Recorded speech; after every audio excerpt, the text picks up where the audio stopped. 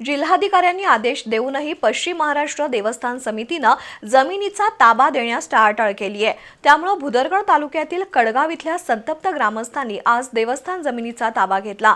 त्यामध्ये महिलांचा मोठा सहभाग होता।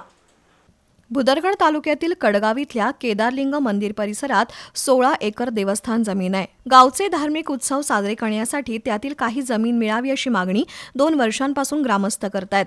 मात्र पश्चिम महाराष्ट्र देवस्थान समितीनं त्याला नकार दिल्यानं ग्रामस्थांनी जिल्हाधिकारी अमोल एडगे यांच्याकडे दाद मागितली होती। त्यावर याबाबत सुनावणी घेऊन जिल्हाधिकारी एडगे यांनी 31 डिसेंबर 2025 रोजी निर्णय दिला।